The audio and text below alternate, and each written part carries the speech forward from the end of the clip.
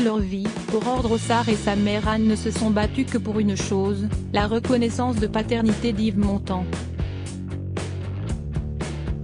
Pendant 2 ans, au début des années 1970, Anne Drossard et le célèbre acteur auraient vécu une liaison, alors que ce dernier était marié à Simone Signoret. Celle qui est alors une comédienne en herbe d'à peine 20 ans suit la vedette de César et Rosalie sur ses tournages à l'autre bout du monde et le retrouve place Dauphine, à Paris, lorsqu'il y est seul. En 1975, après 2 années de passion, la jeune femme découvre qu'elle est enceinte. Au retour de Montand du Venezuela, où il vient de tourner Le Sauvage de Jean-Paul Rappeneau, sa maîtresse lui annonce la nouvelle. Mais pour le chanteur, impossible que cet enfant soit de lui. À 54 ans, il s'estime trop vieux pour devenir père. Refusant d'assumer la paternité, il met un terme à leur histoire.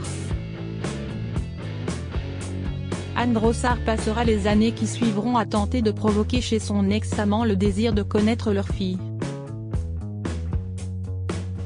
Rien n'y fera. Près de 14 ans plus tard, Valentin Lévy, l'unique enfant légitime d'Yves Montand et de Carole Amiel, sa dernière compagne, voit le jour. Ce n'est trop pour Anne et Aurore Drossard, qui se lancent dans une bataille judiciaire acharnée pour prouver que le comédien est aussi le père de l'adolescente. Ce 20 avril 2023, près de 25 ans après le prélèvement ADN autorisé sur la dépouille de l'acteur ayant conclu à la non-reconnaissance d'Aurore, Anne Drossard publie Cet enfant qui te tendait les bras, aux éditions de l'Archipel. Un livre dans lequel l'auteur d'aujourd'hui 70 ans entend rétablir la vérité, en dévoilant des documents et témoignages inédits. Gala.fr est allé à sa rencontre dans son petit appartement de Saint-Arnoult en Yvelines. Supérieur à Alain Delon, Claude François, Salvatore Adamo, ces stars qui ont caché l'existence d'un « enfant gala ». FR, quel est le but de votre livre, 25 ans après la clôture de la procédure de justice qui visait à faire reconnaître Aurore comme la fille d'Yves Montand? Anne Drossard, je veux que les gens connaissent la vérité. Aurore a été reconnue en 1994 et ce n'était pas par hasard, au bout de 5 ans, dont 2 ans d'enquête. L'argent ne nous a jamais intéressés. On demandait seulement à ce qu'Aurore puisse rencontrer son frère, Valentin Lévy, afin qu'il ait la possibilité de construire une relation. J'ai élevé ma fille sans jamais rien demander à son père. Qu'elle soit héritière, ayant été reconnue une première fois, était normal. Mais pour préserver leur part de l'héritage de Montand, Carole Amiel et Catherine Allégret, la fille de Simone Signoret que l'acteur a adoptée en 1987, note de la rédaction, en ont décidé autrement. Gala. FR, comment expliquez-vous qu'Yves Montand ait assumé la paternité de Valentin à 67 ans alors qu'il avait refusé cela à Aurore, 14 ans auparavant? A. D. La disparition de Simone Signoret, en 1985, est selon moi l'unique raison. Jusque-là, son épouse était toujours là pour le remettre dans le droit chemin. Quand elle a disparu, Montand s'est affiché avec Carole Amiel, des photos d'eux ont été prises. Refuser de reconnaître qu'il était le père de son enfant n'aurait pas été prudent car elle aurait eu toutes les preuves dont j'ai manqué pour l'attaquer en justice et gagner son procès. Il n'aurait jamais pu échapper à cette paternité.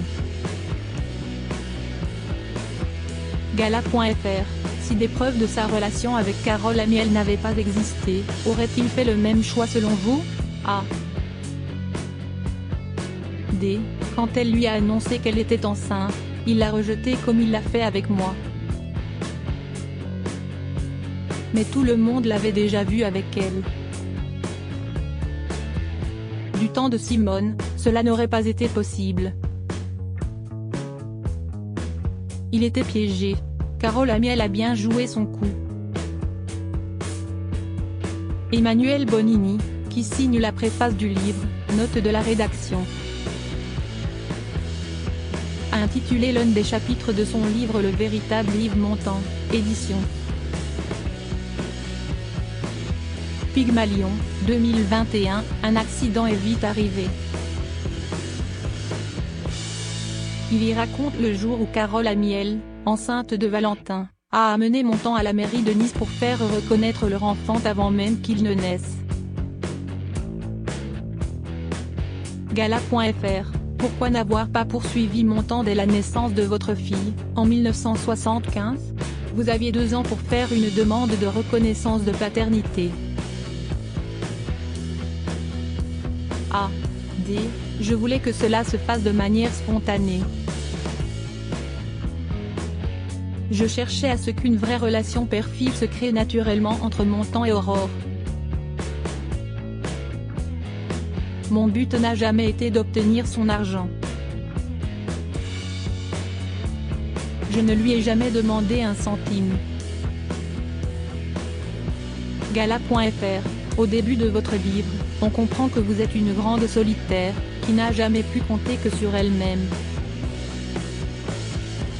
Votre père, décédé 1 an après la naissance d'Aurore, semble avoir été la seule personne à s'être souciée de vous après votre accouchement. A. D. C'était le seul à se préoccuper de moi, oui, et j'avais besoin de lui. Lorsqu'Aurore est née, j'ai développé un instinct maternel quasi animal. J'étais comme une louve, extrêmement protectrice de mon enfant. Cela ne laissait pas beaucoup de place aux autres. Gala.fr, mère à 22 ans, vous avez dû abandonner vos rêves de devenir actrice. A. D. Il était évident que je devais faire une croix sur ma carrière de comédienne, qui avait pourtant bien démarré. À moins d'être connue ou d'accepter de délaisser ses enfants, il semblait impossible de continuer dans cette voie. Marion Game, qui était une bonne amie à moi, n'a jamais été proche de ses enfants parce qu'elle travaillait beaucoup. Résultat, elle a beaucoup regretté, et ses enfants aussi, de n'avoir pas cultivé leur relation. Pour moi, être proche de ma fille était capital. Il fallait travailler pour gagner de l'argent et pouvoir l'élever dignement. C'était mon seul but. Gala. FR, quand avez-vous retrouvé l'amour, après Yves Montand? A. D. Cela n'a pas été facile. Dès que quelqu'un me plaisait, il était marié alors je laissais tomber. Si est-ce cocasse d'ailleurs, car la personne avec qui je vis depuis 22 ans, je l'ai rencontrée en 1977, alors qu'Aurore avait 2 ans. À l'époque, nous avions vécu une histoire qui aurait pu marcher mais il était marié et habitait à Alençon, donc j'ai rompu. Puis en 2001, alors que j'habitais à Boulogne-Billancourt et me promenais avec Aurore dans la rue, un homme m'a appelé par mon prénom depuis sa voiture. C'était lui. Il avait les cheveux blancs, je ne l'ai pas reconnu. Il avait divorcé quelques années auparavant, et moi, je venais de me séparer d'un homme. Je l'ai demandé en mariage 3 ans plus tard, on s'est unis et on ne s'est plus quitté. Gala.fr, vous commencez votre livre en racontant le moment où Aurore apprend la mort d'Yves Montand au téléphone, le 9 novembre 1991. Nous vivons les heures qui suivent à travers elle, anéantis par la douleur de n'avoir plus de père.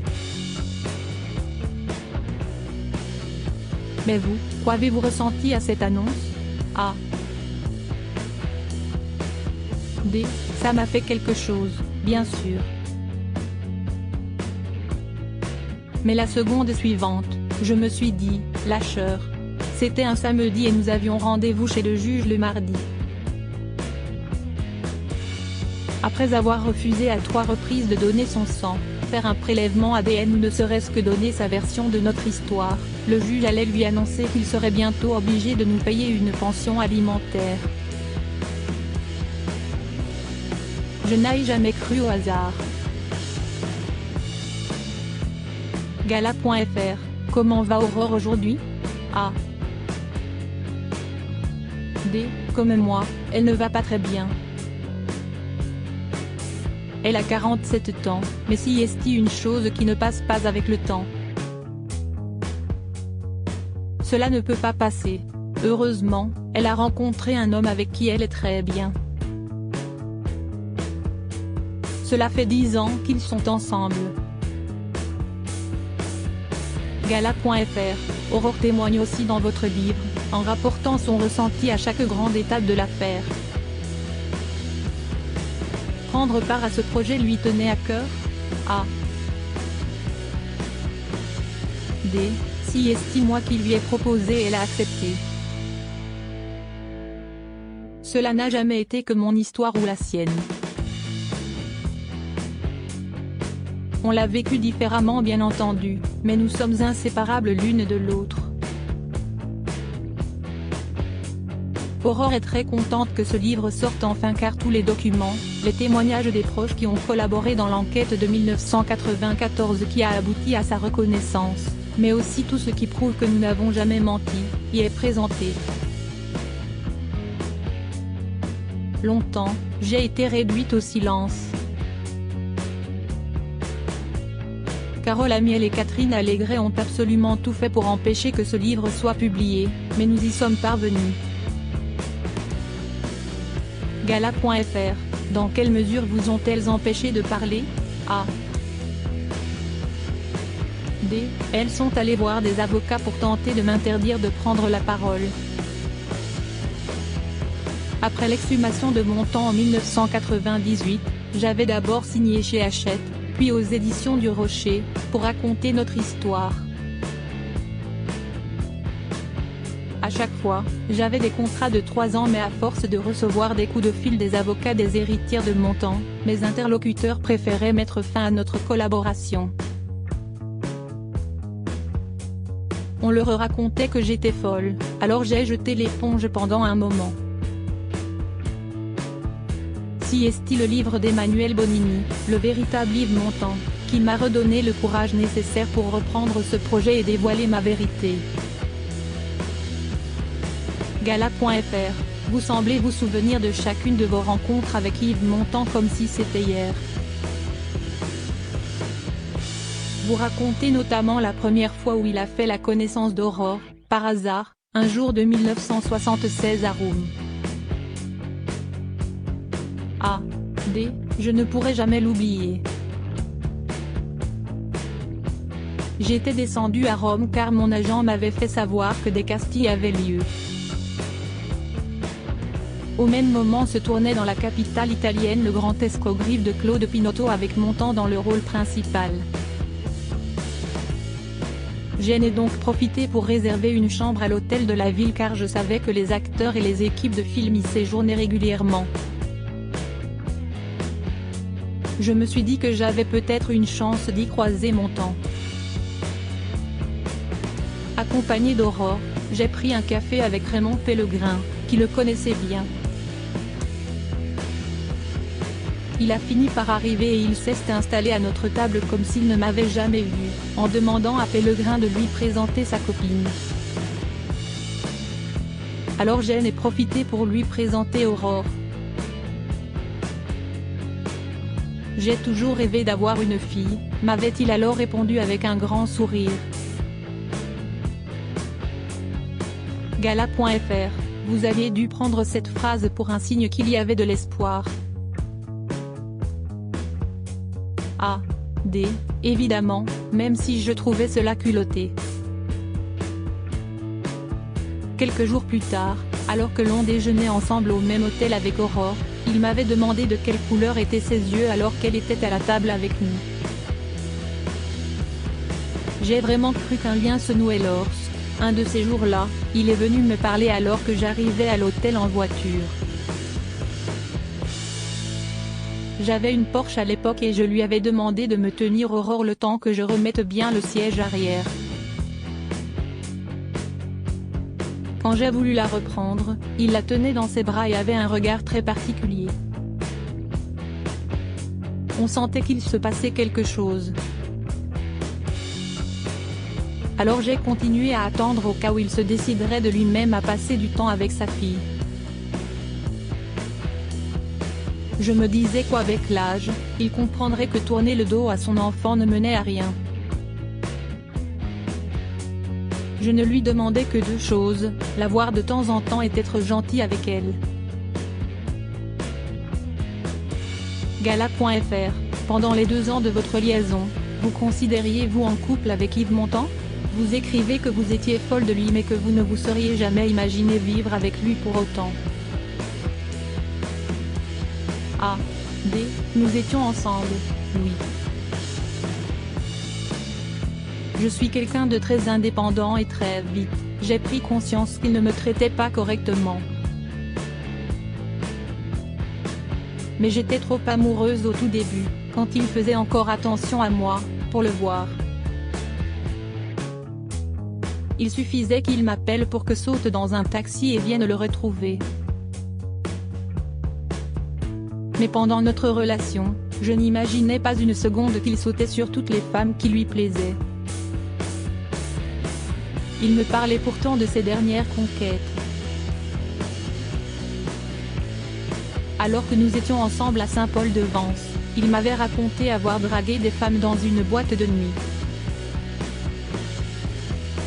Et la première fois qu'il a rencontré Aurore à Rome, il m'avait glissé à l'oreille qu'il avait fait venir une femme de Paris pour lui tenir compagnie pendant une semaine. Gala.fr, Aurore naît en 1975 mais vous n'attaquez Yves Montand en justice qu'en 1989. Quel a été l'élément déclencheur de cette décision cruciale? A. D. Quand Aurore est tombée sur la couverture de Paris Match du 12 janvier 1989, annonçant la naissance de Valentin avec écrit Montand présente son fils, elle m'a dit que ce n'était pas possible. Et elle avait raison. Il fallait que je trouve le meilleur avocat. J'avais de l'argent donc j'ai choisi Jacques Vergès. Il m'avait prévenu qu'à vue de la célébrité de Montand, la procédure durerait entre 3 et 5 ans car il se défendrait. Et effectivement, en première instance, il n'a jamais accepté de faire un prélèvement sanguin alors que cela aurait levé tous les doutes. À sa 3e convocation, Montand a décidé de m'attaquer au pénal, moi et tous mes témoins, dont le réalisateur Claude Sautet, pour fausses attestations et usages. Pendant 2 ans, je me suis retrouvée face à une juge d'instruction. Gala.fr, la famille d'Yves Montand parle de l'enquête de 1994, aboutissant à la reconnaissance d'Aurore, comme d'une supercherie. A. D. Et pourtant, elle n'a pas été faite à la va-vite. Quand j'ai été attaquée en pénal par Montand, la juge qui s'est occupée de l'affaire avait vraiment confiance en moi. Elle a chargé la brigade financière de faire l'enquête parce qu'il était, selon elle, les seuls à pouvoir démêler le vrai du faux. Ils sont allés à Saint-Paul-de-Vence, où ils ont interrogé toutes les personnes qui étaient encore vivantes et pouvaient confirmer mes dires. Naturellement, ils ont conclu que ma relation avec Montand avait existé et que j'étais bien enceinte à cette période. Gala.fr, en 1998, le corps d'Yves Montand est déterré afin qu'un prélèvement ADN soit effectué pour mettre un point final à cette affaire.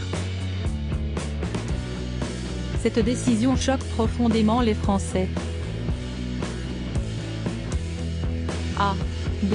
On a toujours raconté qu'Aurore et moi étions celles qui avaient demandé que Montand soit déterré, mais en réalité, ce sont Catherine Allégret et Carole Aniel qui l'ont autorisé. Si est écrit noir sur blanc dans un compte rendu de justice. Ma fille et moi n'avons jamais voulu que l'affaire aille aussi loin. Il suffisait qu'elle accepte le jugement de 1994. Mais elles ont demandé de nouvelles expertises et ont finalement donné leur accord pour l'exhumation, pendant une audience à laquelle nous étions présentes. Nous n'avions rien à dire. Gala.fr, vous avez toujours mis un point d'honneur à vous battre pour la vérité alors que beaucoup de femmes se seraient arrêtées au premier obstacle. A. B. À mon avis, il y en a eu. J'ai au moins connu une femme, décédée il y a peu de temps, qui a donné naissance à son fils au moment de la sortie des Sorcières de Salem, en 1957. Montand avait 36 ans et était déjà marié. Elle était venue me voir quand j'étais en procès et m'avait raconté son histoire. Mais à son époque, on ne pouvait pas poursuivre en justice comme je l'ai fait. Quelque part, grâce à mon affaire, la loi a évolué. Maintenant, si un homme refuse de donner son sang, l'enfant est automatiquement reconnu. Gala.fr, vous avez discuté à 2 reprises avec Simone Signoret à propos de votre histoire avec son mari. Que vous étiez vous dit. A. B. Au téléphone, après m'avoir prise de haut en me demandant qui j'étais, elle avait fini par se confier et je pouvais sentir à quel point elle était malheureuse. Elle m'avait dit qu'elle viendrait déjeuner chez moi le lendemain. Mais ce jour-là, après l'avoir longuement attendue sans la voir arriver, je m'étais décidée à prendre un taxi avec Aurore pour aller à sa rencontre place Dauphine. Quand la veille, on pleure au téléphone et que le lendemain, on me fait faux bond, je veux savoir pourquoi. Quand je suis arrivée, elle était avec des amis et semblait choquée de me voir débarquer. Vous êtes sacrément gonflé, m'avait-elle lancé avant de me donner rendez-vous 2 heures plus tard au caveau du palais. Là-bas, elle a offert un jus d'orange à Aurore et nous avons discuté. Gala.fr, quel souvenir gardez-vous de ce face-à-face? A.